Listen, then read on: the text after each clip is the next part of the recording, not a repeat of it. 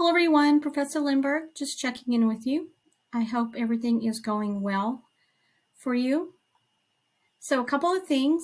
First of all, I have almost completed grading your triangle fire essays. I should be done within the next couple of days, no later than the first part of next week. So make sure you look for your grade and my feedback.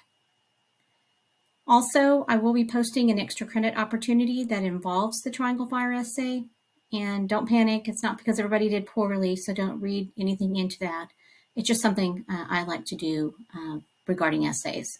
So that will be in next week's module. And then secondly, I want to go over exam 1 study guide. I posted the study guide last week, so hopefully you have had a chance to take a look at it. If you haven't, you need to do so. So I want to take a minute to go over the study guide. So the exam will be next week. You will have from Monday to Sunday to take the exam. So it is due by March 27th at 11:59 p.m. on Canvas. This is a timed exam. You will have 1 hour and 30 minutes to take the exam. So you will need to take the exam in one sitting, and it's not one that you can stop and start. So once you open the exam, the timer starts, and then you have 1 hour and 30 minutes. And if you're not completed, it will close the exam and give me whatever you've have written in the exam. So make sure you watch the time on that. Also, make sure that you designate 1 hour and 30 minutes in a designated area with a good Wi-Fi connection. Make sure your course materials or your notes, whatever you're using, is organized. This should be your own work. Do not take this exam with someone else because I can tell when you do that. So don't do that. The exam will cover themes from weeks 1 through 6 of this course. And by themes, I mean Reconstruction, U.S. industrialization, etc. The themes are listed in the calendar summary. They're also listed in the modules themselves. So make sure you take a look at that. The exam will consist of 3 parts. Part 1 is multiple choice. It is worth 10 points. So it will be 10 questions worth 1 point each, and it will cover the material from the course. All course materials are fair game. Your lectures, the textbook, any additional course materials I gave you, whether it's a video or a podcast or whatever it is, all of that is fair game for the multiple choice. So make sure you have gone back and reviewed those. If you haven't taken notes on those, I highly recommend that you do that. Part 2 will be term identification, worth 15 points, 5 terms worth 3 points each. So I will provide you 5 terms. So here's 10 terms, and I will choose 5 of these 10 terms. So I select them, not you. So make sure you're prepared for each of these terms. You need to know the who, what, where, when, and most importantly, the historical significance of each of the terms. So you'll need to write that information and answer to the question. So the who, the what, sometimes it's a who, sometimes it's a what. There's not always both. So sometimes there is, but usually it's either who or what. The where, usually the where is not as important because this is American history and it's generally taking place in America. But, in certain cases, the where does matter. For example, the Freedmen's Bureau and the Black Codes took place in the South, and that's a where. That's a particular region of the country.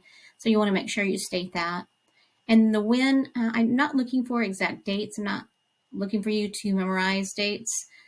Just give me the general time period, like late 19th century or late 1800s or something like that, or mid 1800s. But don't just say Reconstruction era or after the Civil War. That doesn't tell me when the Reconstruction era was, or the era after the Civil War was, or anything like that. So make sure you're a little bit more specific than that.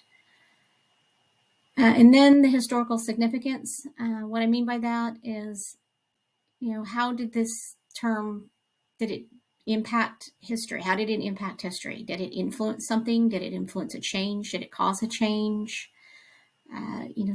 So look for those types of things. What did it do? Sometimes oftentimes I mention it in the lecture. In the lectures, I will mention significance, um, but again, it's about, did it cause a change? Did it impact history in some way? Did it impact an event in some way?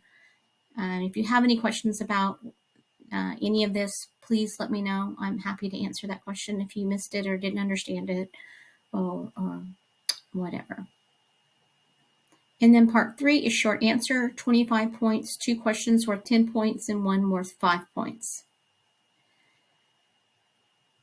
So you will need to be prepared to answer questions about the following information.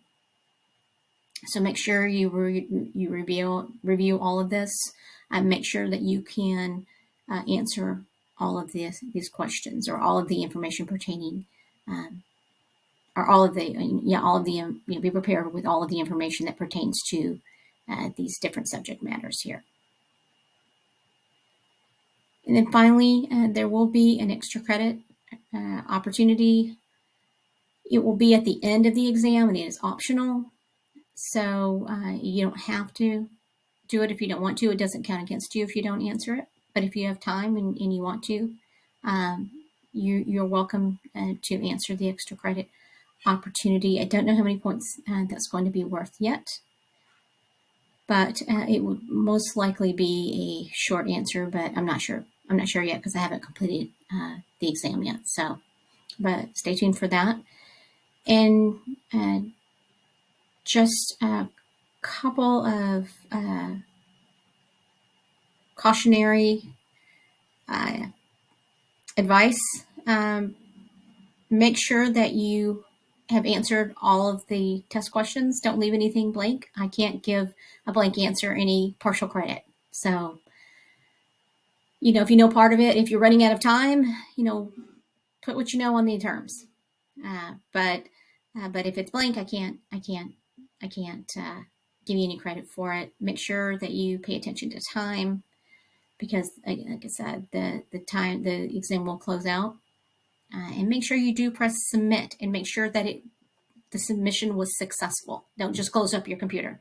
Make sure that it was submitted because you only get one chance at this exam. So you don't want to miss out on 50 points because you didn't press submit or it didn't go all the way through or whatever that is. So just make sure you do that and then make sure you scroll all the way through the exam, scroll all the way down until you hit the submit button and make sure that you're ready to submit it because once it goes, it goes. So, okay, that's all. If you have any questions or concern about the exam, please let me know. I'm available by Zoom and I'm available by email. So I hope you have a good week.